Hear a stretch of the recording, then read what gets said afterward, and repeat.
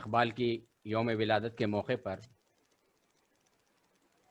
ایک توسیعی لیکچر کا انعقاد عمل میں لایا جا رہا ہے،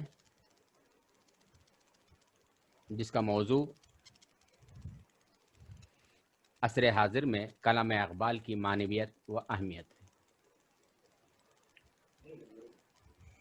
تو میں سب سے پہلے اس اجلاس کی صدارت کے لیے صدر شعبہ اردو پروفیسر سید فضل اللہ مکرم صاحب کو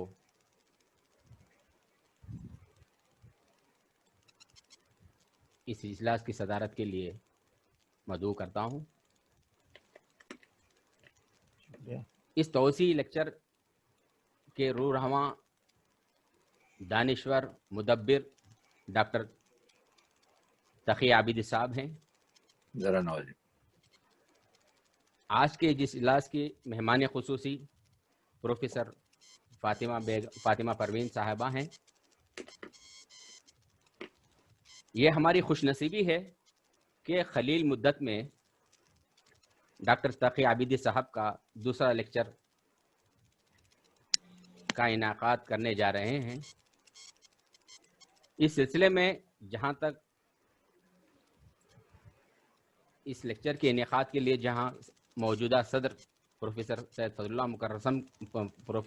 اللہ مکرم صاحب کی کوشش، انتھک کوشش، ان کی دلچسپی جہاں شامل ہے، وہیں پہ ڈاکٹر سید تقی عابدی صاحب کا شعبہ اردو سے لگاؤ بھی ظاہر ہوتا ہے۔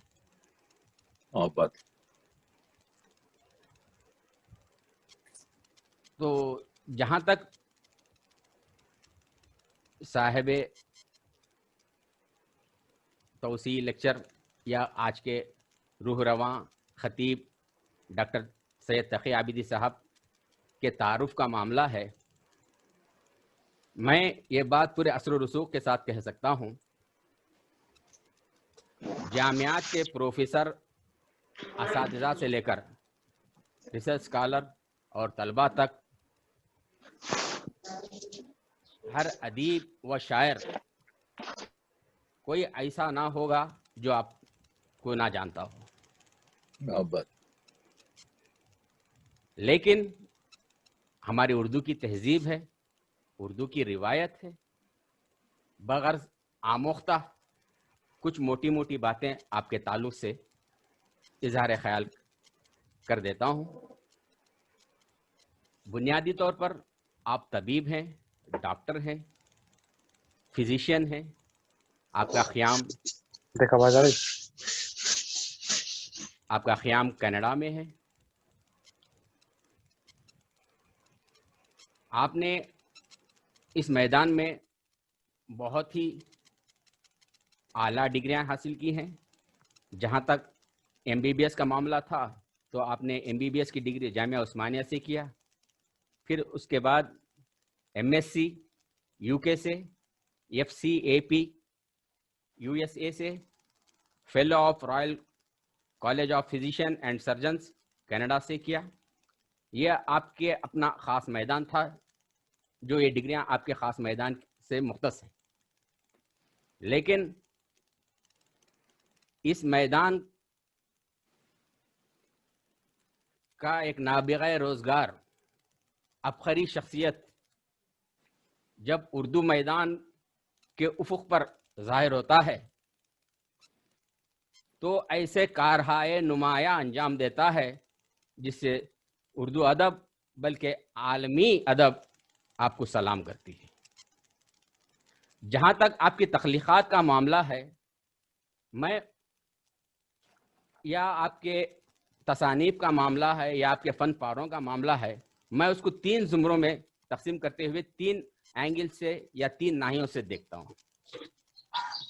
پہلی چیز، خود صاحب تصنیف کے رشحات قلم یا نگارشات جو بالواسطہ طور پر مورد وجود میں آئیں۔ دوسری چیز، اعتراف خدمت کے طور پر آپ پر لکھے گئے مضامین اور مختلف جرائد و رسائل پر ڈاکٹر سید تقی عابدی نمبر کے لحاظ سے جو رسائل یا جرائد شائع ہوئے ہیں. تیسری وہ چیز جو دنیا کے مختلف جامعات میں آپ کے فکر و فن کو جانچنے اور پرکھنے کا کام کیا گیا. تو ان تین ناحیوں سے یا ان تین گوشوں سے یا ان تین اینگلوں سے آپ کے فن پارے اردو ادب کے افق پر نمودار ہوتے ہیں. آپ ایک کثیر التصانیف مصنف ہیں. آپ نے تقریباً 65 سے زیادہ کتابیں لکھی ہیں.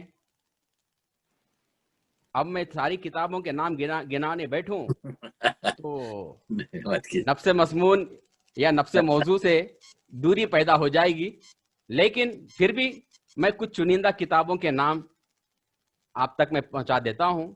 لیکن اس انتخاب میں بھی میں اس کشمکش سے دوچار ہوں کہ جن کتابوں کا میں نے انتخاب کیا اور جن کتابوں کو میں نے چھوڑا، میرے انتخاب کی ہوئی کتابوں سے وہ بہتر ہو سکتی ہیں.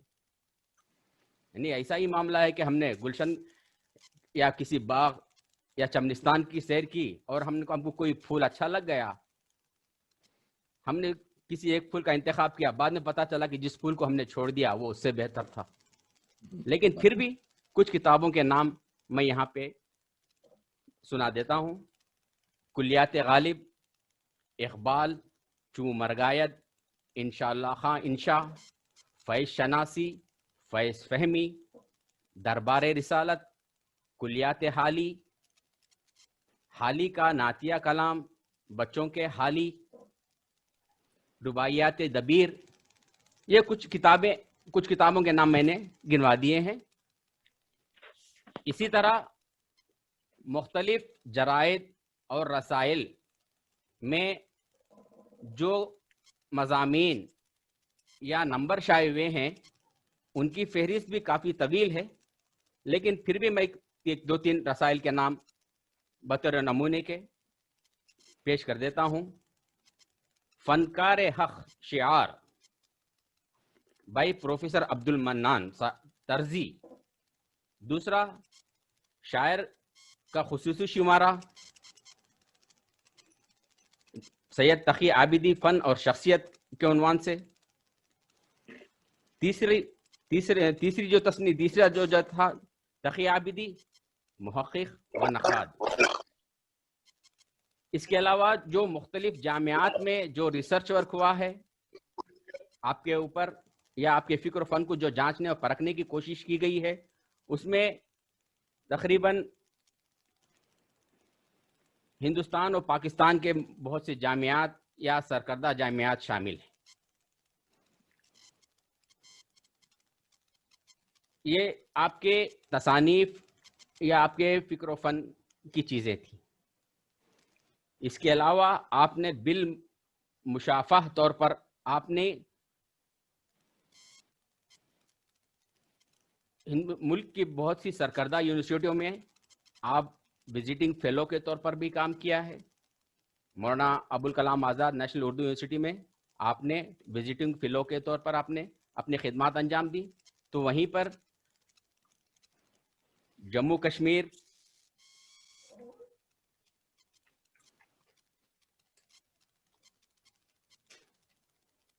لکھنؤ یونیورسٹی وغیرہ میں آپ وزٹنگ پروفیسر کے طور پر بھی اپنی خدمات انجام دے چکے ہیں. بہرحال القصہ مختصر، میں یہ کہنا چاہتا ہوں بے لوث خدمت اور فکر و فن میں خون جگر کو شامل کرنے کے بعد اردو ادب کی دنیا پر جو شخصیت نمودار ہوتی ہے وہ ہمیں ڈاکٹر سید تقی عابدی کی شکل میں ہم کو نظر آتی ہے. آپ اردو ادب کے ایک بے لوث خدمت گزار ہیں، اور جس فن پر یا جس موضوع پہ بھی آپ انگلی رکھ دیتے ہیں اس کی تہ تک، اس کی گہرائیوں تک پہنچتے ہیں، اور اس کے ہر ناحیے سے، ہر گوشے سے اس کی تحقیق، تنقید تک کو چھوڑتے نہیں ہیں. اور ان تمام چیزوں کو جب تک آپ مطمئن نہیں ہوتے ہیں آپ اس کا آؤٹ پٹ نہیں دیتے ہیں. تو بہرحال تقی عابدی صاحب اپنے فن میں یکتائے روزگار، نابغہ روزگار ایک ابغری شخصیت ہیں. میں جیسا میں نے آپ کو دیکھا، جیسا میں نے آپ کو سنا، میں حقیقت کا اعتراف کر رہا ہوں. کوئی مبالغہ یا کوئی تعریف سے میں کام نہیں لے رہا ہوں. میں نے جو مختصر باتیں کی ہیں وہ آپ کے فن یا آپ کی قد و کاوش کے آگے بہت تھوڑی ہے. ممنون، بہت شکریہ آپ کا، بہت شکریہ پروفیسر صاحب. تو آج کا موضوع عصر حاضر میں کلام غالب کی اہمیت و معنویت پر ہے. کلام اقبال. کلام اقبال میں تو اقبال پہ قلم اٹھانا،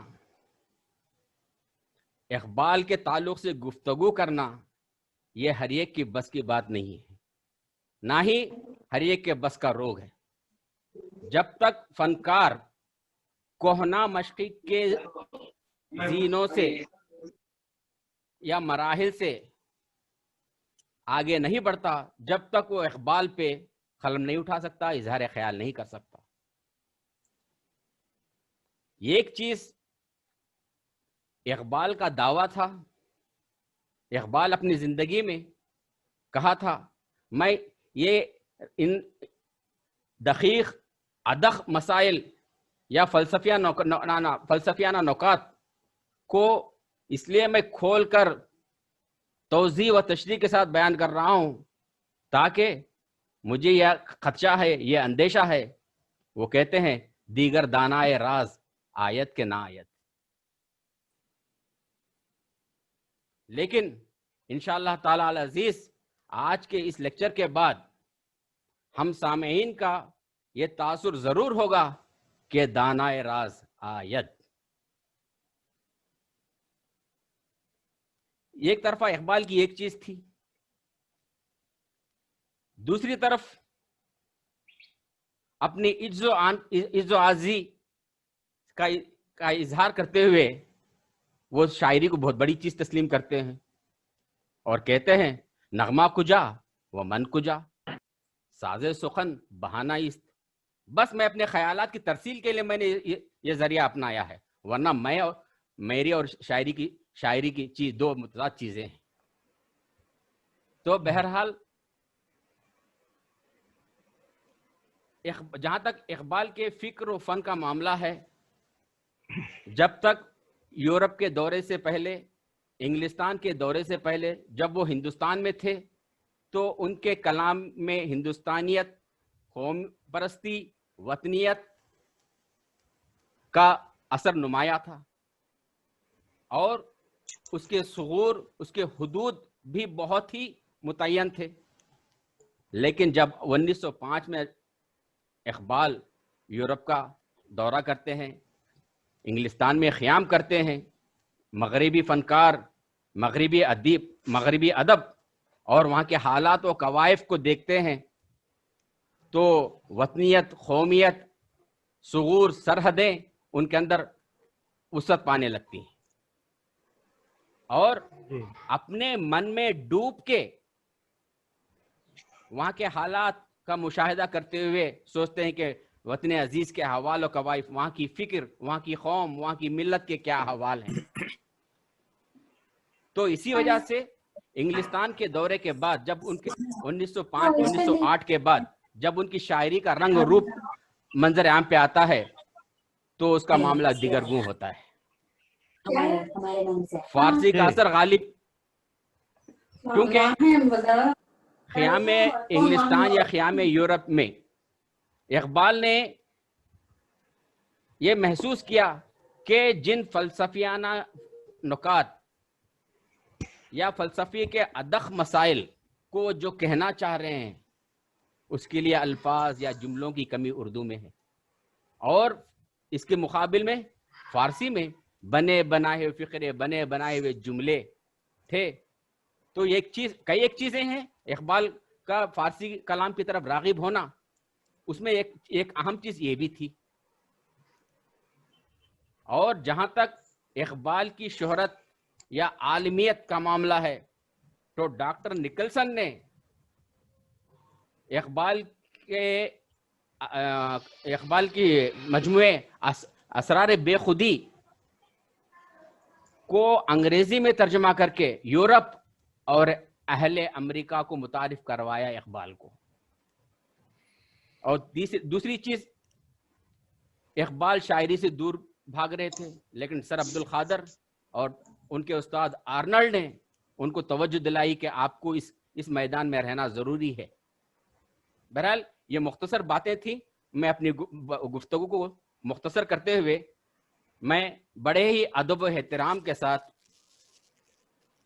عزت مآب ڈاکٹر سید تقی عابد صاحب کو دعوت سخن دیتا ہوں کہ وہ اپنے گفتگو سے ہمیں مستفید فرمائیں. بسم اللہ الرحمن الرحیم. صدر محفل پروفیسر فضل اللہ مکرم صاحب، مہمان خصوصی پروفیسر فاطمہ پروین صاحبہ، اور میں شرمندہ ہوں کہ پروفیسر نشاط احمد صاحب نے، جو خود علامہ اقبال کے عاشق ہیں، بہرحال محبت کی ہے. یہ ذرا نوازی تھی. بات یہ ہے کہ آج ہم بات کرتے ہیں، آج وہ دن ہے کہ خود علامہ اقبال نے دوسروں کے لیے کہا تھا، لیکن ان پر منتخب ہوتا ہے کہ وہ منطبق اس وجہ سے ہوتا ہے، ہزاروں سال نرگس اپنی بے نوری پہ روتی ہے، بڑی مشکل سے ہوتا ہے چمن میں دیداور پیدا. لفظ دیداور پر فکر رہے. آج سے 82 سال پہلے جب علامہ اس دنیا سے قمری لحاظ سے 63 سال اور عیسوی لحاظ سے 60 سال سے کچھ مہینے اوپر زندگی کر گزرے، تو انہوں نے کہا تھا، سرود رفتہ باز آیت کے نائے. یہ جو نغمہ ہے، یہ جو نغمہ آپ سن رہے ہیں، یہ شاید پھر پلٹ کر نہ آئے. نسیمی از حجاز آیت کے نائر. یہ مکے اور مدینے سے جو نسیم سحر آ رہی ہے پیغام کی صورت میں، شاید دوبارہ نہ آئے. سرآمد روزگار این فقیری، دیگر دانائے راز آیت کے نہ آیت. میں اپنے آخری وقت پر، مجھ پر فلک تنگ ہو چکا ہے، اب شاید یہ راز کہنے والا آئے نہ آئے. میں کہوں گا علامہ اقبال 82 سال گزر گئے، کوئی دانائے راز نہیں آیا. وہ اقبال جس نے اپنی مختصر سی عمر میں اردو کے 4 بڑے شاعروں میں، یعنی میر تقی میر، مرزا غالب، میر انیس اور محمد اقبال شامل ہے. وہ اقبال جس نے تقریباً، اگر اردو اور فارسی اور کچھ انہوں نے پنجابی میں بھی کہا ہے شعر، اگر ملائے جائیں باقیات کے ساتھ تو تقریباً 17-18 ہزار شعر ہوتے ہیں. وہ اقبال جن کی 8 فارسی میں مجموعے ہیں اور 4 اردو میں مجموعے ہیں، اور ایک مجموعہ فارسی اور اردو کا ان کے انتقال کے بعد شائع ہوا. تو سوال یہ ہے آج کے عنوان کا کہ موجودہ دور میں، عصر حاضر میں کلام اقبال کی اہمیت کیا ہے. جب سوال اہمیت کا ہوتا ہے تو اہمیت کے لفظ میں اور 2 چیزیں رہتی ہیں. ایک یہ، اہمیت اس چیز کی ہوتی ہے جس سے کچھ فائدہ ہو، تو اہمیت میں خود بخود افادیت آتی ہے. اور افادیت اور اہمیت کسی چیز کی جب ہوتی ہے جب اس میں معنویت ہو.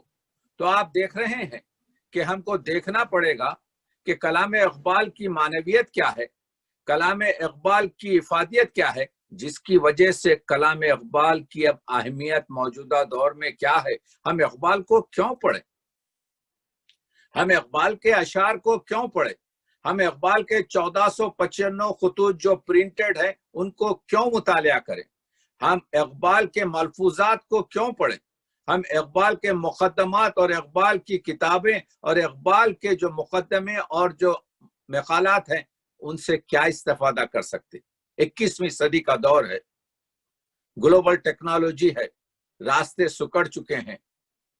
آج انسان چاند پر جا چکا ہے لیکن اخلاق سے پوری طریقے سے گر چکا ہے.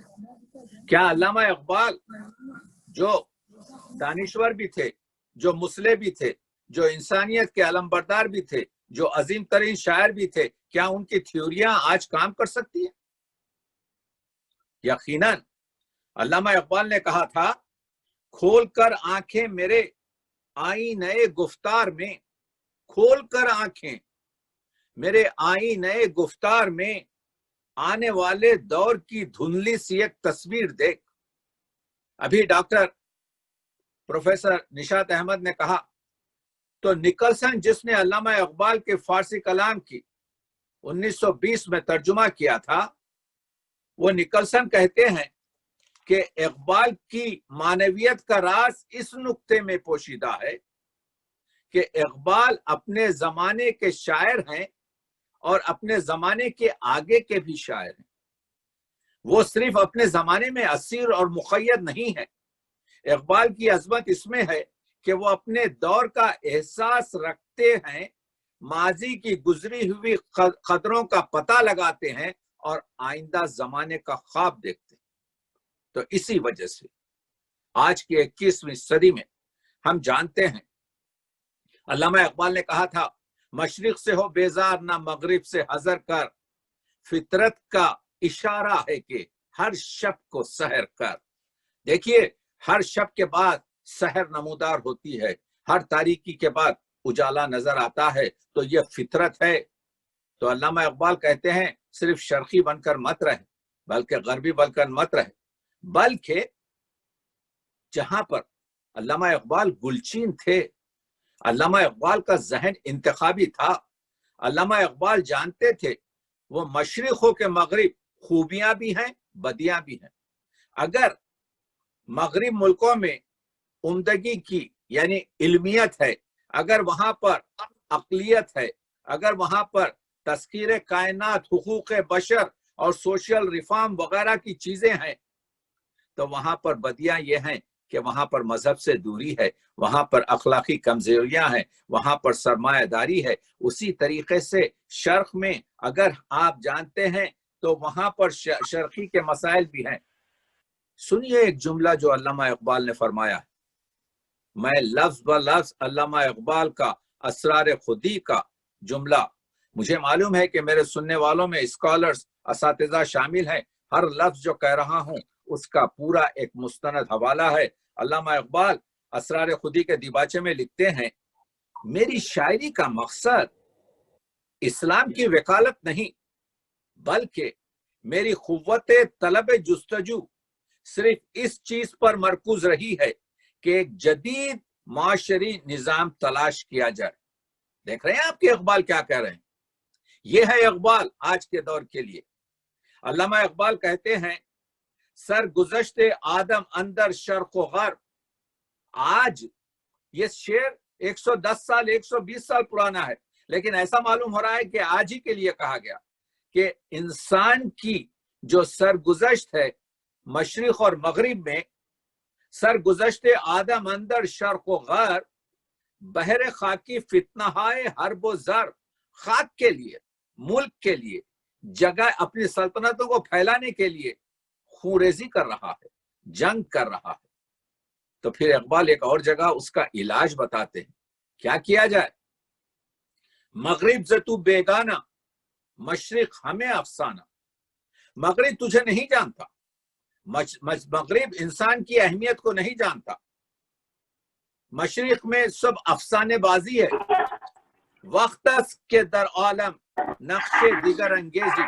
یہ وہ وقت ہے کہ اس وقت عالم میں، دنیا میں نقش نو ڈالا جائے، ایک نقش کا وہ نقش نو رکھا جائے، تو علامہ اقبال کے کلام کی ضرورت اس وجہ سے ہے کہ علامہ اقبال آپ جانتے ہیں کہ نقش نگری کی، نئے نقش کی بات کر رہے ہیں۔ دیکھیے علامہ اقبال فرماتے ہیں، کہتا ہوں وہی بات سمجھتا ہوں جسے حق نے آبل مسجد ہونا تہذیب کا فرزند۔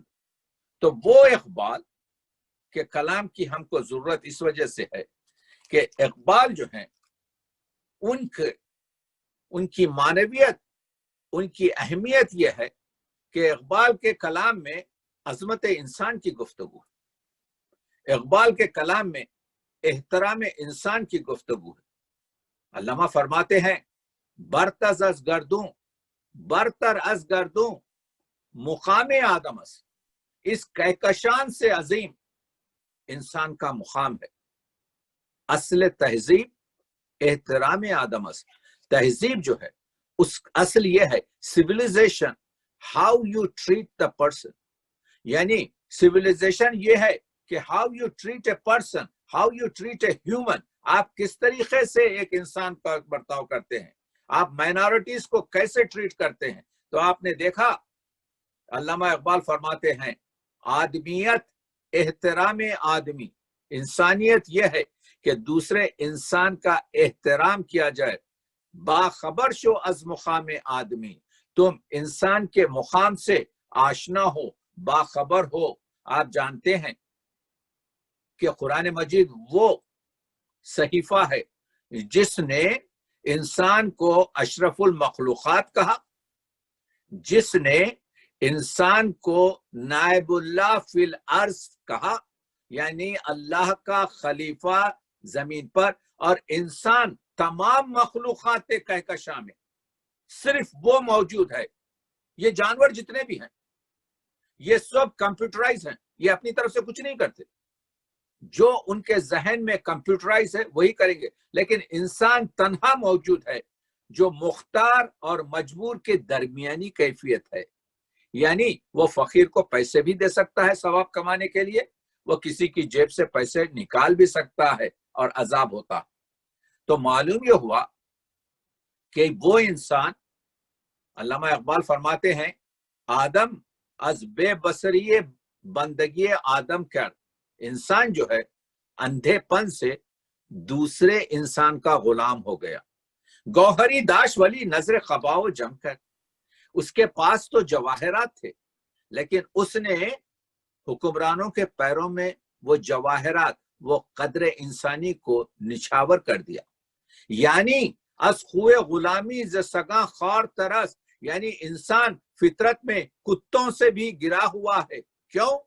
من نہ دیدم کے سگی پیش سگی سرخم کر، میں نے کسی کتے کو دوسرے کتے کے سامنے سر جھکاتے نہیں دیکھا، لیکن میں نے انسان کو دوسرے انسان کے سامنے سر جھکاتے دیکھا۔ تو آپ نے دیکھا اقبال کیا کہہ رہے ہیں، اقبال یہ بتا رہے ہیں کہ دیکھو کہ انسان آج کا، تو اسی کو کہتے ہیں اقبال اللہ سے مخاطب ہو کر، یہی آدم ہے سلطان بحر و بر کا، جس کی تو اتنی تعریف کر رہا ہے، یہی آدم ہے سلطان بحر و بر کا، کہوں کیا ماجرا اس بے بصر کا، میں اس اندھے کا کیا ماجرا کہوں، نے خود بھی نے خدا بھی نے جہاں بھی، نہ یہ خودبین ہے نہ خود کو جانتا ہے، نہ یہ خدا بھی جہان کو جانتا ہے، اپنے ہمسائے کو، اپنی دنیا کو جانتا ہے، نہ جہاں بھی نہ دنیا کو جانتا ہے، یہی شہکار ہے تیرے ہنر کا، یہ تیرے ہنر کا شہکار ہے۔ تو اقبال نہ صرف بیماری انسان کی تشخیص دیتے ہیں بلکہ اقبال کیا کرتے ہیں، اس کا علاج بھی بتاتے۔ دیکھیے اقبال نے کہا تھا میرا فخر بہتر ہے اسکندری سے، اسکندر کون؟ سکندر اعظم، جس نے شرق اور غرب کو فتح کر لیا تھا، مگر میں جو گدا ہوں، میں جو ایک فقیر ہوں، میرا فخر بہتر ہے اسکندری سے۔ یہ آدم گری ہے، وہ آئینہ سازی، اسکندر نے تو آئینہ بنایا تھا، لیکن میں نے کیا کیا آپ جانتے ہیں، میں نے آدمگیری کا کام کیا. تو آپ دیکھ رہے ہیں کہ میں عرض یہ کر رہا ہوں کہ یہاں سے یہ 3 شعر لیتے جائیں جو علامہ اقبال جاوید نامے میں انسان سازی کے بارے میں کہتے ہیں کہ آپ کس طرح سے اپنے آپ کو پہچانے. کہتے ہیں 3 اسٹیپ ہیں. یہ ہے کلام اقبال، یہ ہے اہمیت اقبال، یہ ہے معنویت اقبال، یہ ہے جو اقبال انسان کو انسان بناتا ہے. کیا کہتے ہیں؟ پہلا اسٹیپ، شاہد اول شعور خیشتن، خیش را دیدن بنور خیشتن. پہلا اسٹیپ یہ ہے کہ آپ اپنا محاسبہ کیجئے اپنے ضمیر کی روشنی میں. آپ سوچئے، کہیے تقی عابدین تم کیا ہو؟ اپنے وجدان کی روشنی میں پہلے اپنے آپ کو محاسبہ، اپنے آپ کو جاننے کی کوشش کریں. یہ پہلا اسٹیپ. شاہد اول شعور خیشتن، خیش را دیدن بنور خیشتن، یہ پہلا اسٹیپ ہے. اور اس کے بعد سے دوسرا کیا ہے؟ شاہد ثانی شعور دیگری. دوسرا زینہ یہ ہے کہ شعور دیگری، خیش را دیدن بنور دیگری، اپنے آپ کو محاسبہ کرنا لوگوں کے خیالات میں کہ لوگ میرے بارے میں کیا کہہ رہے ہیں، لوگ میرے بارے میں کیا نظریہ رکھتے ہیں، ہمسایہ مجھے کس طرح سے جانتا ہے، مجھے اجتماع کس طرح سے پہچانتا ہے. یہ دوسرا اسٹیپ. اس کے بعد آتا ہے شاہد ثالث، تیسرا زینہ، شعور ذات حق، خیشرا دیدن بنور ذات حق.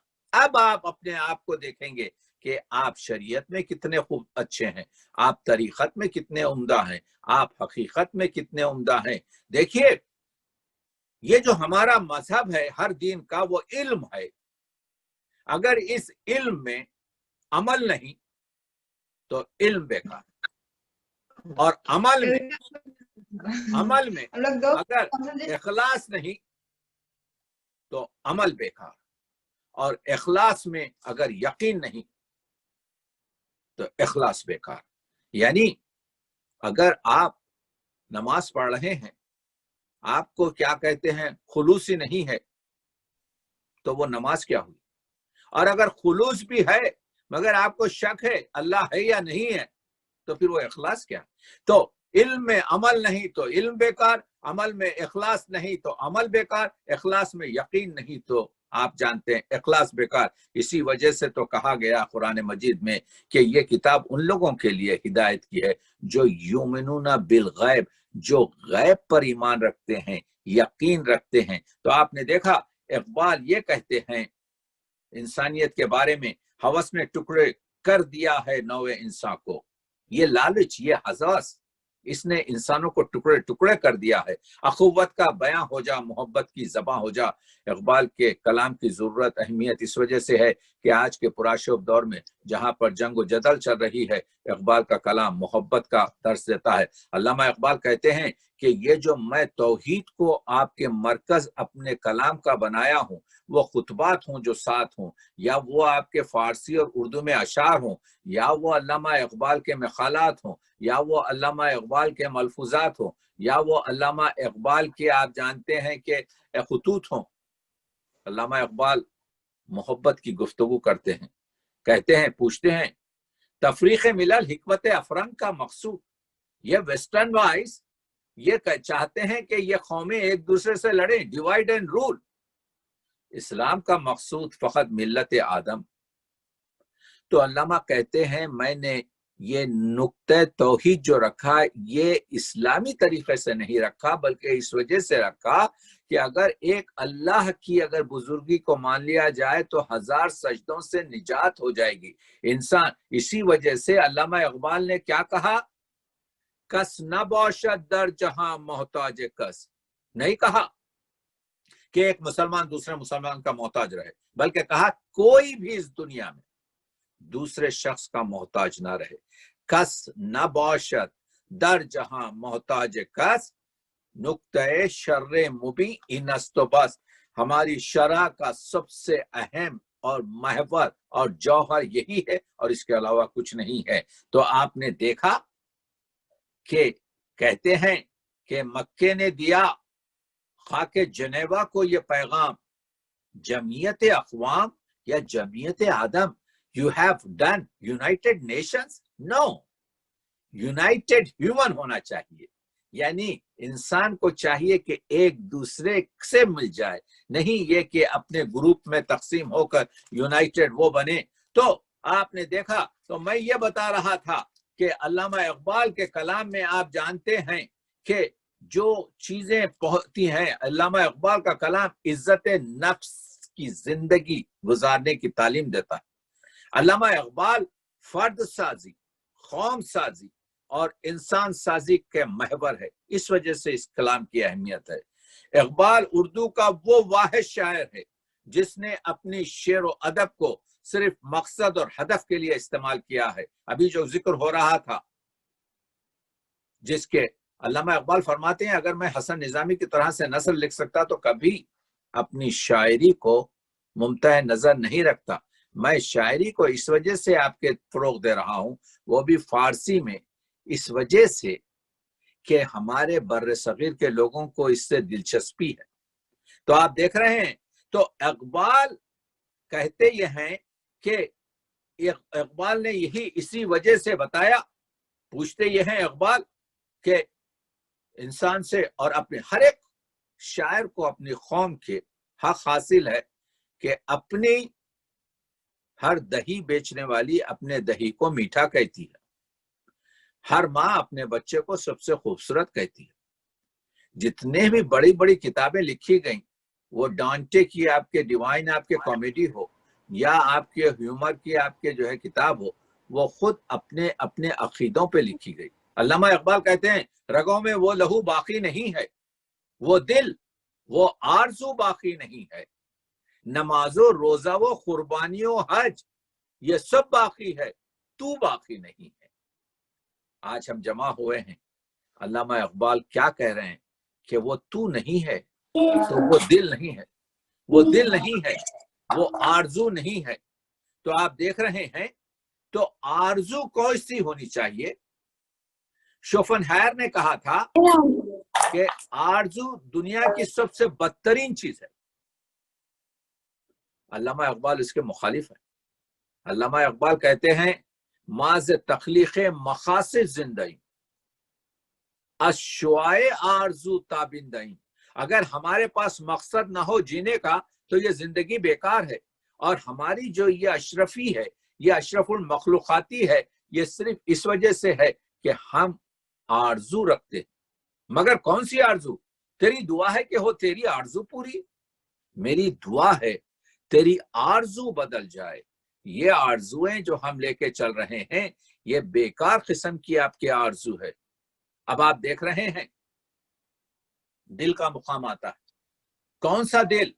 وہ دل جو زندہ دل ہو، وہ دل جو بیدار دل ہو۔ اقبال کہتے ہیں دلوں کو مرکز مہر وفا کر، یعنی دلوں کو محبت سے بھر لے، حریم کبریا سے آشنا کر، یعنی وہ دل جس میں محبت خدا اور محبت نبی نہیں تو بیکار دل ہے۔ ایک جرت آنا شعر دیکھیے اقبال کا، کہتے ہیں اقبال کافری بیدار دل پیش صنم، ایک کافر بیدار دل کے ساتھ اپنے بت کے سامنے بے دینداری کے خفت اندر حرم، اس مسلمان سے بہتر ہے جو کعبے میں سو رہا ہے۔ تو معلوم یہ ہوا کہ دل کو چاہیے کہ وہ پوری طریقے سے بیدار رہے۔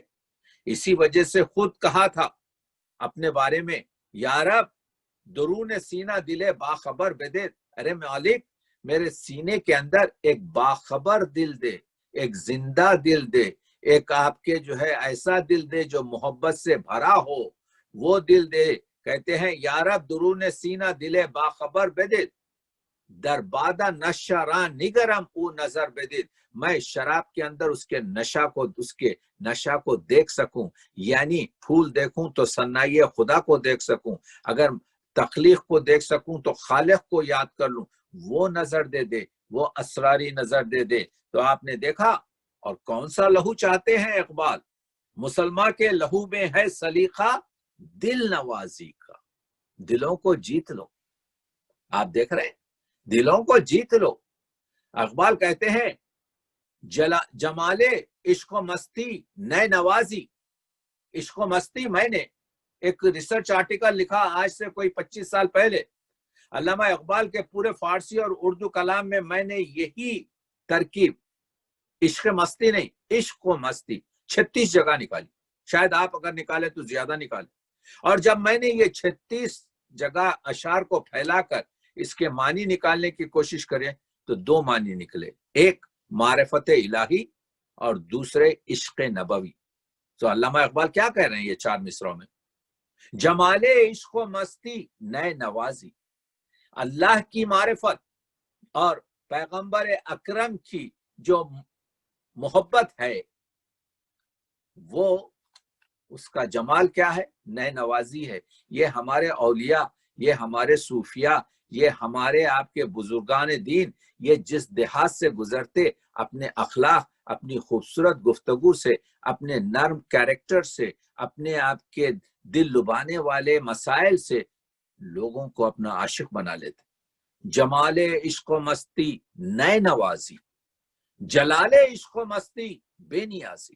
اور جلال کیا ہے؟ اللہ کی معرفت کا اور نبی کی محبت کا، نبی کی سیرت پر عمل کرنے کا۔ بے نیازی، اللہ کے سوا کسی اور سے نہیں مانگوں گا۔ وہی میر انیس کا شعر، کریم جو تجھے دینا ہے بے طلب دے دے، فقیر ہوں پر نہیں حاجت سوال مجھے۔ کمال عشق و مستی ظرف حیدر، جب کمال آپ کے جو ہے محبت نبی کا اور اللہ کی معرفت کا ہو جائے گا تو وہ ذات اقدس حیدر علی ابن ابی طالب بن جائے گا۔ زوال عشق و مستی حرف راضی، حرف راضی، راضی کی جو تفسیر الکبیر ہے اس میں علامہ اقبال آپ کے زیادہ خوش نہیں ہے، کہتے ہیں جیتا ہے رومی ہارا ہے راضی۔ ایک جگہ کہتے ہیں کہ من سرما از چشمم از راضی شستم، یعنی راضی کا اپنی آنکھ سے سرما میں نے دھو ڈالا ہے۔ کیوں؟ کیونکہ علامہ اقبال قبول نہیں کرتے کہ قرآن مجید کی جو آیت ہے اس کا ترجمہ سائنسی لحاظ سے کیا جائے، تکلم کے یعنی علم کلام کے ذریعے کیا جائے، کیونکہ علم کلام اور سائنس قرآن مجید کی عظمت سے نیچا ہے۔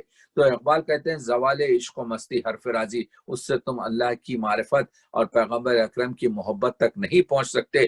تو میں بتا رہا یہ ہوں کہ آپ کو یہ بتانے کی کوشش کر رہا ہوں کہ اخلاق کا جو طریقہ ہے اس کو اقبال نے آپ کے جو ہے، تو اقبال کے مرید کون ہے؟ اقبال کے آپ کے جو ہے، اقبال کے مرشد ہیں مولانا روم، اور اقبال ان کے مرید ہیں۔ تو مولانا روم نے ایک چیز شعر کہا تھا، میں یہ بتانے کی کوشش کر رہا ہوں کہ اقبال جب حق کی بات کرتے ہیں تو اپنے استاد اور اپنے مرشد سے بھی آپ کے جو ہے کسی قسم کا ملاحظہ نہیں کرتے۔ جب مولانا روم نے کہا، کیا کہا کہ زمانہ باتو نہ سازت تو زمانے سے تھی، اگر زمانہ تیرے ساتھ نہیں چل رہا ہے، زمانہ باتو نہ سازت تو بزمانے بساز، تو تو اپنے آپ کو زمانے کی طرح سے کر دے۔ علامہ اقبال کہتے ہیں حدیث بے خبراں اسبا زمانے بساز، یہ بے خبروں کی گفتگو ہے کہ تو زمانے کی طرح ہو جا۔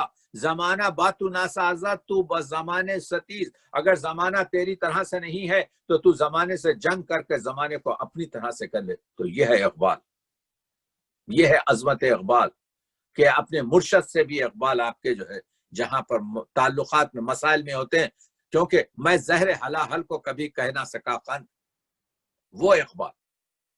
مولانا روم نے کہا تھا چشم بند وہ گوش بند وہ لب بے بند، آنکھیں بند کر لے، کانوں سے مت سن، اور لب بے بند، گر نہ بینی راہ حق برمن بخند، اگر تو نے راہ حق نہیں دیکھی تو تو مجھ پر ہنس سکتا ہے۔ یہ حضرت مولانا روم کا شعر تھا۔ علامہ اقبال نے اس کے بالکل برعکس کہا، کیا کہا؟ چشم گوش و لب کشا اے ہوش مند، یعنی آنکھیں کھول सुन और बात कर, गर नबी ने राह हक पर मम्मी खान, अगर तूने राह हक नहीं देखा तो मुझ पर हंस सकता है। तो मालूम यह हुआ कि जब एक गिलास में आधा पानी होता है तो कोई कहता है गिलास आपके जो है खाली है, यानी आधा खाली है। जब गिलास में पानी रहता है कोई कहता है गिलास भरा हुआ है, आधा भरा हुआ है, दोनों सही हैं। तो कहने का मतलब यह है कि अल्लामा इकबाल ने अपना जो मरकज बनाया है अपनी गुफ्तगू का, देखिए अल्लामा इकबाल कहते ये हैं कि मेरा मरकज जो है अपनी गुफ्तगू का कुरान करीम है। अल्लामा इकबाल का एक शेर, अल्लामा इकबाल को उनके वालिद ने कहा, इकबाल कुरान मजीद इस तरह से पढ़ो जैसा तुम्हारे दिल पर नाजिल किया गया, तेरे जमीर पर जब तक न हो नुजूल किताब, तेरे जमीर पर जब तक न हो नुजूल किताब, गिरा कशा है ना राजी ना साहिबे कशाफ, जब तक के तेरे दिल पर आपके जो है असर उस किताब का न होगा तो ये राजी की ना तफसीर कबीर कुछ काम करेगी, ना आपके जो है साहिब कशाफ की तफसीर कुछ काम कर सकेगी। अब ये जो कहा जाता है कि भाई कुरान मजीद 1400 साल पुरानी एक पुरानी किताब है, उससे आज के मसाइल क्या हल होंगे, तो इकबाल कहते हैं आ किताबे जिंदा कुरानुल करीम, वो किताब जिंदा है जिसका नाम कुरान है। हिकमत उ ला यजालस्तो कदीम, उसकी जो हिकमत है उसमें जो हिकमती बातें हैं उसको कभी जवाल नहीं आने वाला है और वो हमेशा बाकी रहेगी। कहते हैं नए इंसान रा पयामे आखिरी, वो इंसानों के लिए जो है आखिरी पैगाम है। हासिले उ रहमतुल लिल आलमी, हामिले उ रहमतुल लिल आलमी, उसको हमल करके लाने वाला, वो हमको देने वाला पैगंबर अकरम रहमतुल लिल आलमी है। सद जहां ताजा दर आयाते उस, तुम एक जहान की बात कर रहे हो, 100 दुनियाएं उसकी आयात के अंदर हैं। फिर कहते हैं असरहा पीचीदा दर आयाते उस असर दौर जमान सब उसकी आयात के अंदर पेचीदा हैं, यानी लपटे हुए हैं। आयात को खोलकर तो देखो तो तुमको मालूम होगा कि कुरान मजीद की चीज है। उसके बाद से पलटते हैं, पलट के कहते हैं कि ऐ के मी नाजी ब कुरान अजीम, तू जो इतना नाश कर रहा है कि मेरे घर में कुरान है, ताकुजा दर हुजरे में बौशी मुकीम, और तूने ले जाके उसको जो है कमरे में रख दिया ताक में। साहिब कुरान वो बेजौको तलब, तू साहिब कुरान हो के तेरा जौक तलब जीरो है। अल अजब सुमुल अजब सुमुल अजब, ताज्जुब खेज चीज है, अफसोस है कि तू कैसा है। चू मुसलमाना अगर दारी जिगर, ये जो कहते हैं कि हम हाफिज कुरान है, ये जो कहते हैं कि हम कुरान रखते हैं, कह रहा अगर इकबाल कहते हैं अगर दम है, अगर जिगर रखते हो, दर जमीर खीश दर कुरान निगर, तू कुरान पढ़कर उसकी आयत के सीने में उतर कर समझ। एक जहानिश असर हाजिर रा बसस, गिर अगर सीना दले मानी रसस, अगर तू उसको तो मालूम यह हो रहा है कि अल्लामा इकबाल ये कह रहे हैं। इसी वजह से दोस्तों कुरान मजीद में ये कहा गया है अक्सरहुम ला याक़िलून, मानी ये नहीं है कि 51% आपके जो समझ नहीं सकते या दीवाने हैं या अक्ल, यानी मेजॉरिटी कुरान में ताक़ुल नहीं करते, अक्ल से नहीं सोचते। वरना दर जहां असरार दीरा फाश कौन, नुक्ते शर्रे मुबीरा फाश कौन, हर चीज कुरान के अंदर हर खुशको तर मौजूद है। तो वो आपके जो है, इकबाल ने कहा असर हाजिर के तकाजों से है, लेकिन खौफ ये हो ना जाए आशकार शर्रे पैगंबर कहीं। कुरान को पूरी तरीके से इस वजह से नहीं समझाते कि कहीं हुजूर की जो सीरत है, जो शरीयत है, वो पूरी तरीके से खालिस सामने ना आ जाए। खुद बदलते नहीं, कुरान को बदल देते हैं। हुए किस दर्जा फकीहान हरम बेतौफीक, देख रहे हैं आप, शेर पढ़ता जा रहा हूं ताकि आपको बताऊं अहकाम तेरे हक है, मगर अपने मुफस्सिर तावील से कुरान को बना देते हैं पाजन। वो कुरान मजीद जिसके बारे में इकबाल कहते हैं कि देखिए हुक्म हक है, लैसा लिल इंसान इल्ला मा सही। आयात को कुरान में इतने खूबसूरत आयात को इकबाल नज्म करते हैं कि कुरान में लिखा है कि لیسا للانسان الا ما سعی، انسان کچھ بھی نہیں ہے سوائے کوشش اور صحیح کرنے کے، کھائے کیوں مزدور کی محنت کا پھل سرمایہ دار۔ ارے بھائی مزدور کام کر رہا ہے اور اس کا سرمایہ دار کھانا اس کا دیکھ رہے ہیں آپ کے۔ تو اقبال یہ کہہ رہے ہیں کہ قرآن میں ہو غوطہ زن اے مرد مسلمان، اللہ کرے تجھ کو عطا جدت کردار۔ جدت کردار دیکھیے، یہ مصرع لیتے جائیے، جدت کردار کے معنی کیا ہیں؟ در دل مسلم مقام مصطفیٰ۔ ہاں تو اب معلوم یہ ہوا قرآن مجید کے ساتھ کہ محمد سے وفا تو نے تو ہم تیرے ہیں، یہ جہاں چیز ہے کیا؟ لوح و قلم تیرے ہیں۔ 1931 میں اسی نومبر کی 12 کو 3 دن کے بعد علامہ اقبال جب گئے ہیں فلسطین سے مصر میں، تو پڑھ لیجئے، تو مصر میں وہاں پر آپ کے جو ہے جرنلسٹ جمع ہوئے،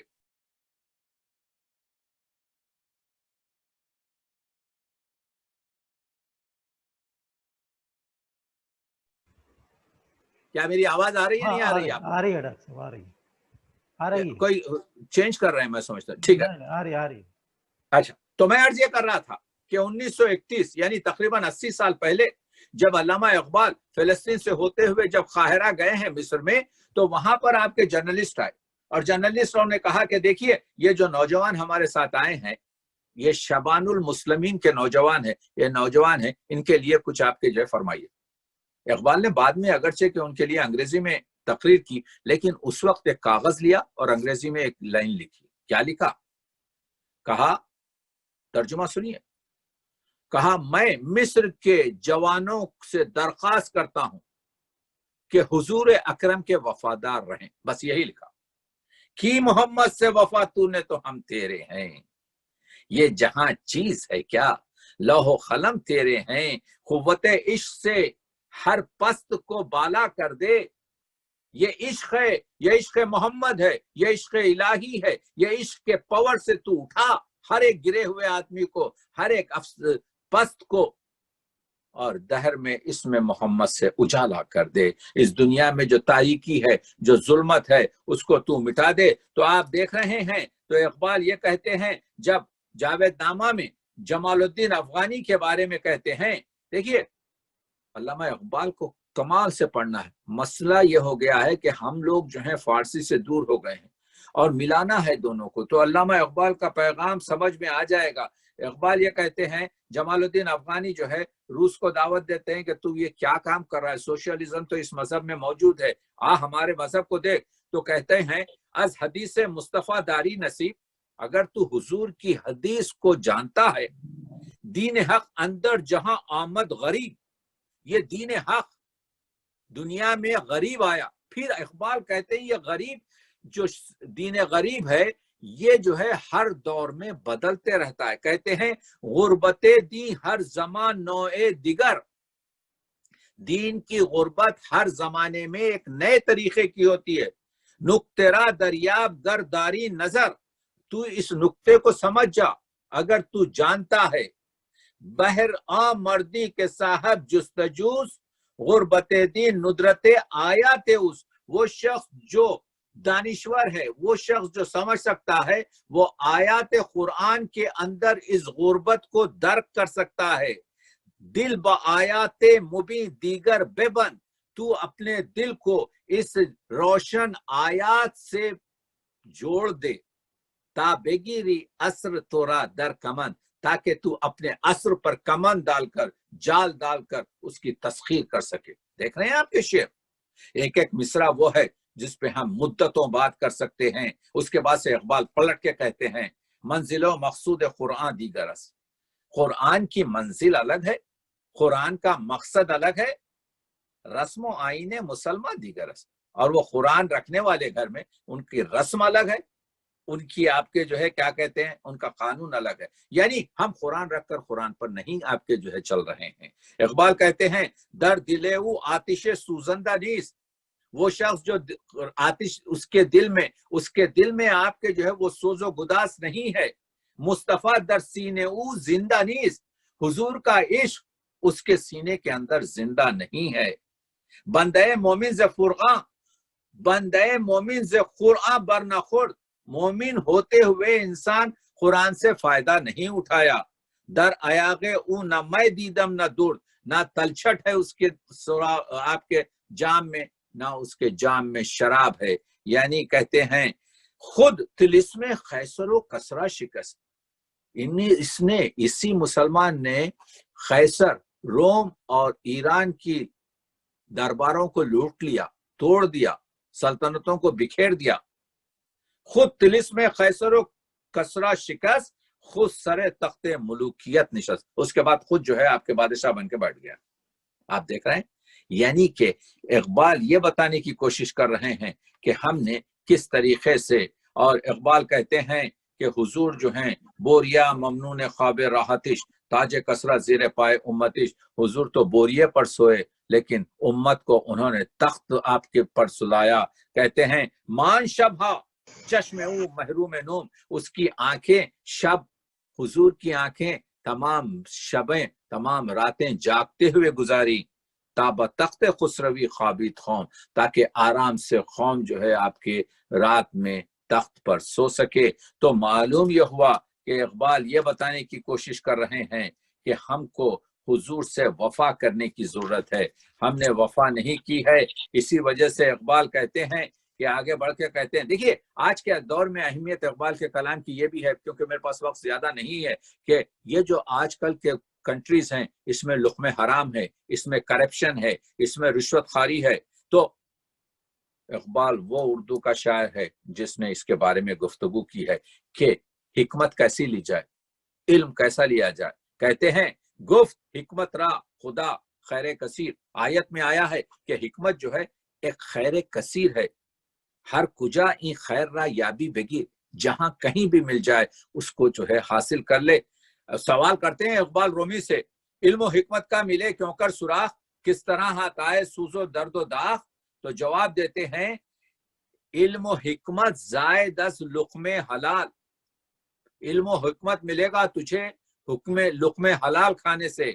عشق و رقت آئز از لقمہ حلال، اور دل میں گداس، اور یہ جو ہے عشق خداوندی جو رقت ہے یہ تجھے صرف لقمہ حلال سے ملے گا. کہتے ہیں تا ندانی نقطہ عقل الحلال، جب تک وہ نقطہ حلال جو لقمہ ہے اس کے فلسفے کو جب تک تو سمجھ نہیں سکتا، بر جماعت زیشتن گردد مات، تو اپنی جماعت میں باقی نہیں رہ سکتا. اسی وجہ سے اقبال کہتے ہیں خودی کے نگہباں کو ہے زہر ناب، وہ نان جس سے جاتی رہے اس کی تاب، وہی نان ہے اس کے لیے ارجمن، رہے جس سے دنیا میں گردن بلند. اور کبھی کہتے ہیں اے طائر لاہوتی اس رش سے موت جس رش سے آتی ہے پرواز میں کوتاہی. حضور اخلاق مجسم، حضور کے اخلاق ایسے کہ اللہ جو ہے آپ کے تعریف کرتا ہے کہ تمہارے جو ہے خلق عظیم ہیں. تو آپ دیکھیے آج کے دور میں اقبال کہتے ہیں کہ ہم حضور سے جو دور ہوئے تو ہمارے اخلاق بھی.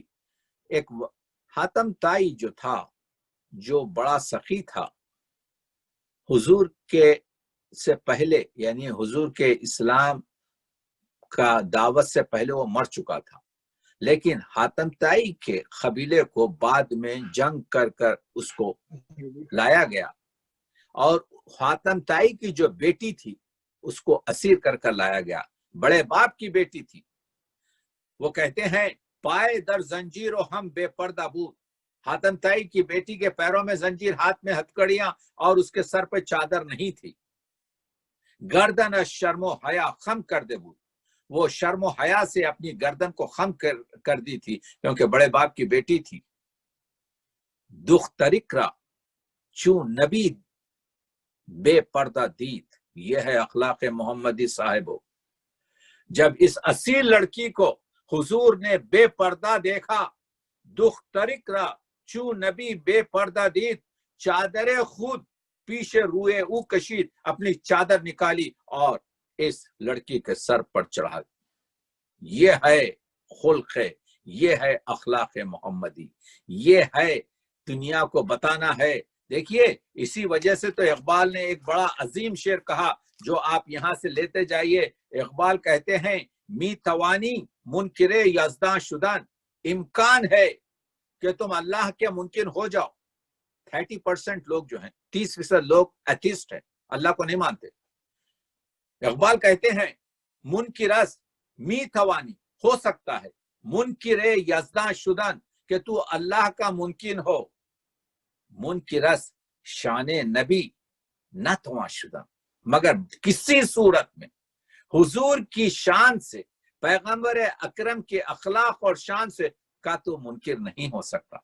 कमाल का शेर, कमाल का शेर है। तो आप देख रहे हैं, तो वो कहते हैं जब ये इकबाल ने कहा कि चादर उड़ा दी, अब इकबाल जो है पलट कर कहते हैं माँ अजी खातून तय उरिया तरीम, हम लोग जो है हातम ताई की बेटी से ज्यादा नंगे सर हैं। पेशे अक़वाम जहां बेचादरी, हम लोग दुनिया के आपके जो है बेचादर हैं।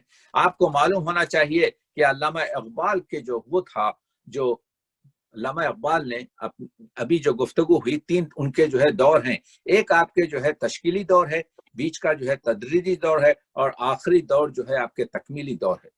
लेकिन इन तीनों अदवार में अल्लामा इकबाल ने हमेशा अपना नुक्ते नजर किसको रखा है? अपने जवानों को रखा है।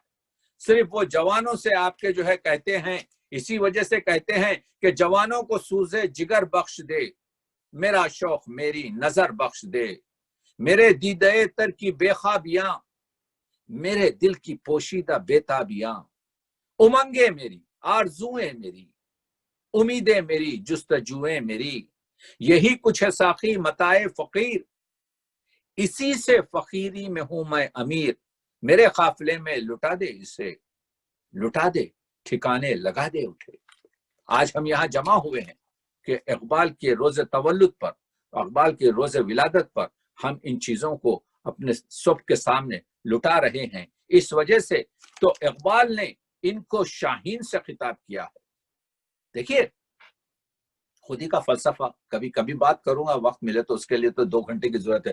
खुदी में आपके जो है चीजें ये है कि इस्बात खुदी है, एहसास खुदी है, तरबियत खुदी है, तकमील खुदी है, और समर खुदी है। हम लोग आमतौर से जो बात करते हैं वो समर खुदी पर बात करते हैं, जिसमें मर्द मुजाहिद है, मर्द कामिल है, मर्द कलंदर है, मर्द मोमिन है, शाहीन है। इकबाल ने इन जवानों को कहा, इकबाल कहते हैं मन के नौ उम्मीद हम जे पीराने कोहन, मैं ये बूढ़े दिमागों से, ये आपके जो है जिद्दी लोगों से नाउम्मीद हूं। दारा मजरूजी के मी आयत सुखन, लेकिन एक रोज मुतमईन हूं कि एक दिन ऐसा आएगा कि क्या होगा कि मेरे कलाम को लोग समझेंगे। तो इकबाल कहते हैं कि ये जो हम लोग आज की अहमियत इकबाल की इसमें है कि नुदरत फिक्र अमल की जरूरत है। फिक्र भी होना चाहिए और अमल भी होना चाहिए, और उसमें नुदरत होना चाहिए। देखिए क्या खूबसूरत तश्कील है। नुदरत फिक्र अमल क्या शय है? ज़ौक़े इनक़िलाब। देखिए इकबाल ने नौजवानों को अपनी आरजू का चराग और अपनी उम्मीदों के आफताब जाना है। इकबाल कहते हैं आज मेरी कलाम की रोशनी मध्यम सही, लेकिन कुछ साल के बाद ये रोशन होगी। इकबाल नहीं है ना उम्मीद इकबाल अपनी किश्ते वीरा से, जरा नम हो तो ये मिट्टी बड़ी जरखेज है साकी। इकबाल को मालूम था कि आज हम उनकी 2020 में इकबाल जान रहे हैं कि हम उनके बारे में बात कर रहे हैं। मैंने सुबह से कम 3 जगह पर आपके गुफ्तगू की है। तो कहने का मतलब यह है कि आज इकबाल जिंदा है, क्योंकि इकबाल क्या कहता है, जिसमें ना हो इनखिलाफ मौत है वो जिंदगी, जिसमें ना हो इनखिलाफ मौत है वो जिंदगी, रूह उमम की हयात कश्मकशे इनकलाब, नुदरत फिक्र अमल हासिल करना है। मैं 5-6 मिनट में अपनी गुफ्तगू को तमाम कर दूंगा। मौजू बहुत वसी है, लेकिन मुझे आपके जो तमाम करना है। नुदरत फिक्र अमल क्या शय है? ज़ौक़ इनकलाब। नुदरत फिक्र अमल क्या शय है? मिल्लत का शबाब। नुदरत फिक्र अमल से मोजिज़ाते जिंदगी, नुदरत फिक्र अमल से संग खारा लाल नाब। अगर तुम्हारे पास वो नुदरत फिक्र अमल है तो ये खारे का संग, یہ گرینیٹ پتھر جو ہے یہ ہیرا بن جاتا ہے. یہ محبت کی حرارت، یہ تمنا کی نمود، فصل گل میں پھول رہ سکتے نہیں زیر حجاب. یعنی جب فصل گل آئے گی تو بہرحال پھول کھلیں گے. تو اقبال نے کیوں کہا آپ کے ایک جارحانہ پرندے کو کہ یہ اچھا آپ کے جو ہے ہمارا جوان اس طرح سے بن جائے؟ تو اقبال کہتے ہیں کہ اس میں میں فخر کے، اس میں آپ کے فقیرانہ چیزیں میں دیکھتا ہوں. کیا دیکھتا ہوں؟ کہ وہ آپ کے جو ہے بلند پرواز ہے، وہ تیز نگاہ ہے، وہ اوروں کا آپ کے جو ہے مارا ہوا نہیں کھاتا، وہ آشیانہ نہیں بناتا، وہ آپ کے تیز پرواز ہے. عقابی روح، اسی وجہ سے کہا عقابی روح جب بیدار ہوتی ہے جوانوں میں، نظر آتی ہے ان کو اپنی منزل آشیانوں میں.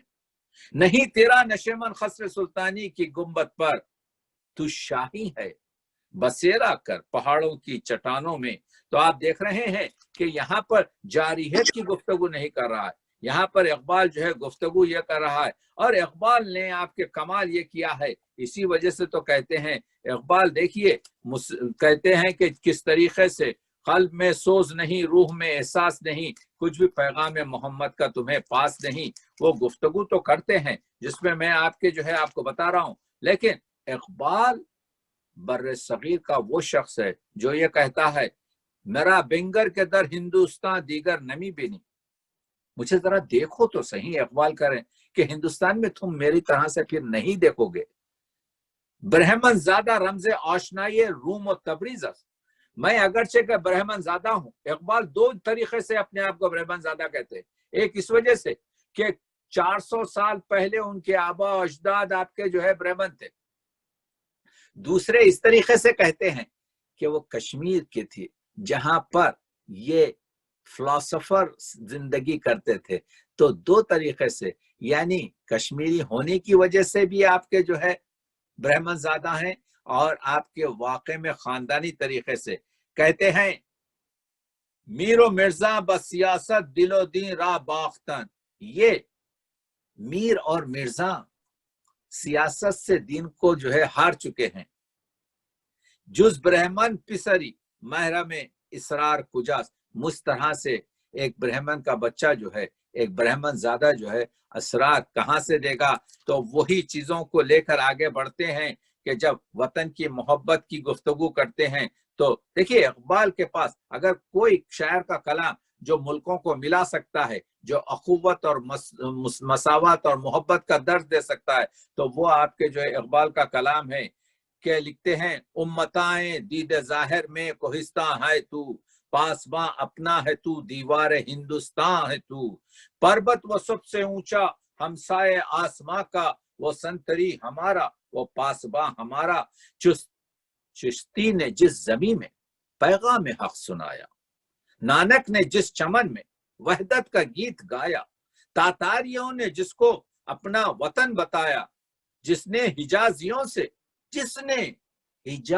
سے دشت عرب چھڑایا، میرا وطن وہی ہے، میرا وطن وہی ہے.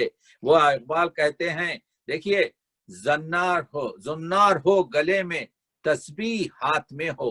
یا کبھی سوامی رام تیرتھ کے لیے کہتے ہیں نفی ہستی ایک کرشمہ ہے دل آگاہ کا، لاہ کے دریا میں نہا موتی ہے الا اللہ کا. تو علامہ اقبال پر جب مسجد خطیب کے دلدار علی نے کفر کا فتویٰ دیا تو یہ تمام چیزوں کا ذکر کیا کہ یہ بھی ایسے کام کرتا ہے اقبال، اور یہ چیزیں کرتا ہے. لیکن اقبال کا کمال ہے کہ جس طریقے سے آپ دیکھیے علامہ اقبال نے کتنی خوبصورت طریقے سے نیا شوالا کی گفتگو کی ہے کہ ایک نیا شوالا اس دیش میں بنا دیں، دنیا کے تیرتوں سے اونچا ہو اپنا تیرت، دامان آسماں سے اس کا کلس مٹا دیں. یا جو رام کی آپ کے جو نظم ہے، یا سارے جہاں سے اچھا ہندوستان ہمارا ہے، رام کے وجود پہ ہندوستان کو ناز، اہل نظر سمجھتے ہیں اس کو امام ہند. تلوار کا دھنی تھا، شجاعت میں فرد تھا، پاکیزگی میں جوش محبت میں فرد تھا. اور گرو نانک جی کے بارے میں کہتے ہیں پھر اٹھی آخر صدا توحید کی پنجاب سے، ہند کو ایک مرد کامل نے جگایا خواب سے. मर्द कामिल।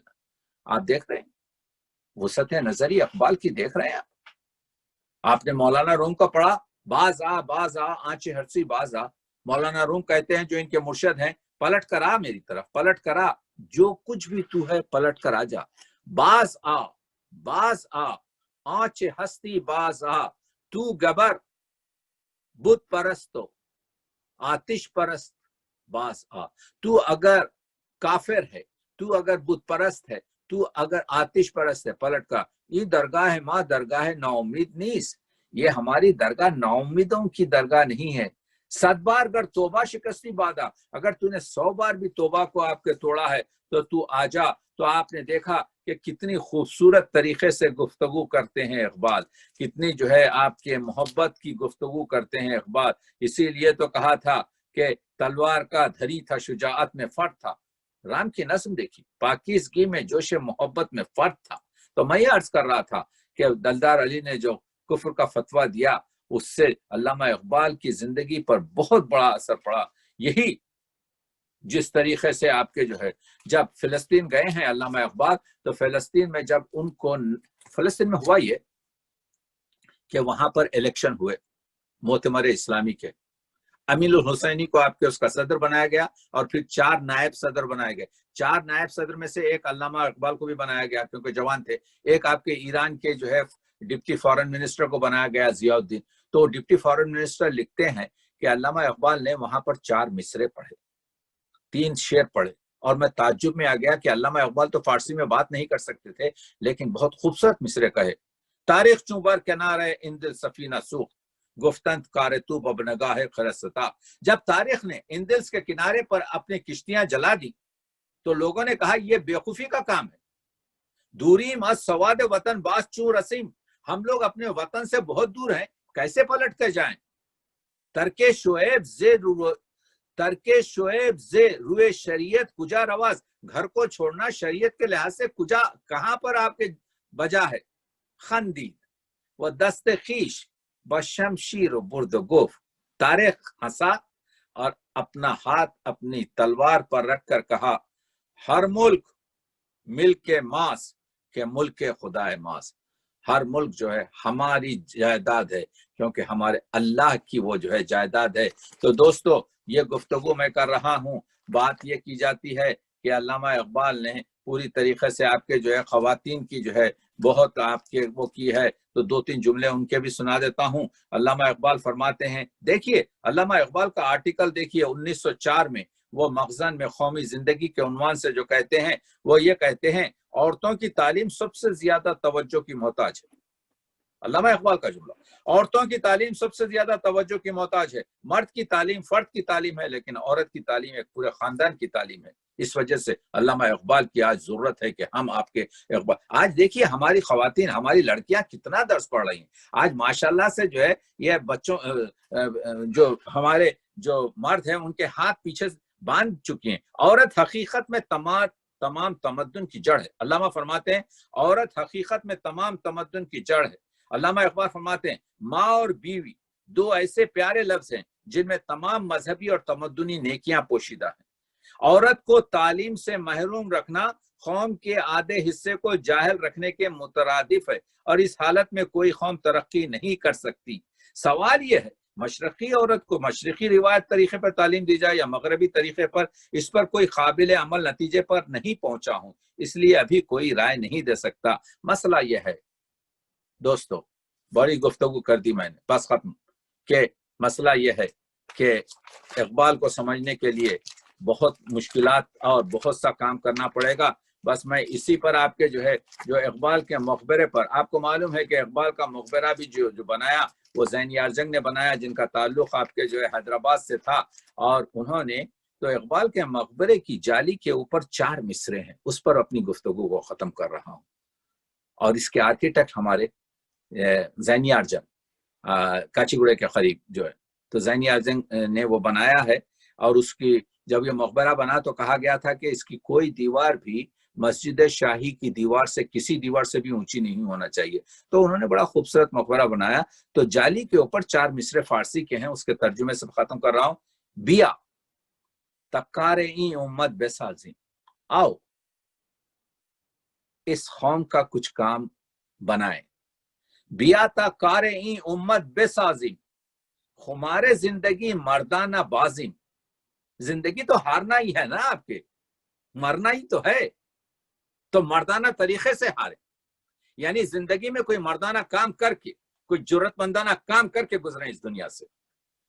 چنا نالیم اندر مسجد شہر، اتنا غلغلہ، اتنی گڑبڑ، اتنی آپ کے جو ہے رقت، اتنا روئیں مسجد شہر کے اندر کہ دل در سینے ملا گدازم. تو وہ ملا جس کا سینے میں پتھر کا دل ہے، اس میں بھی آپ کے اس کو نرم اور گداز، اور اس کی آنکھوں سے بھی آنسو کو بڑھا دیں. بہت بہت شکریہ آپ لوگوں کی حسن سماعت کا. میں معذرت چاہتا ہوں، دیر ہو گئی آپ کے، مگر بہرحال لذیذ بود حکایت دراز تر گفتم. شکریہ. بہت خوب، بہت خوب، بہت بہت ڈاکٹر صاحب. ذرا نوازیہ.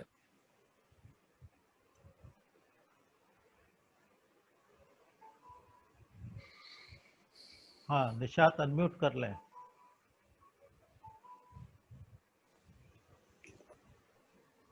انمیوٹ کریں. ہاں جی. ہر خطرہ دریا میں دریا کی ہے گہرائی. ابھی ہم ڈاکٹر سید تقی عابدی صاحب سے بصیرت افروز، علمیت سے مملو اور سحر سے بھرپور خطاب سماعت فرما رہے تھے. ذرا نوازیہ. انا فی البیان لسحر.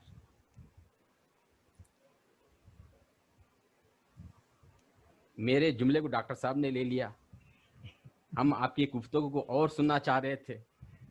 بہت دلچسپی کے ساتھ آپ کے بیان میں ہم مسحور ہو چکے تھے. میں یہی کہنا چاہ رہا تھا، لذیذ بود حکایت دراز تر گفتم. بہرحال اس تمنا، اس خواہش سے ہم کو یہ پھل ملے گا کہ ایک اور لیکچر ڈاکٹر صاحب سے سننے کا موقع ملے گا بہت جلد. انشاءاللہ نقش ہے انشاءاللہ. ہاں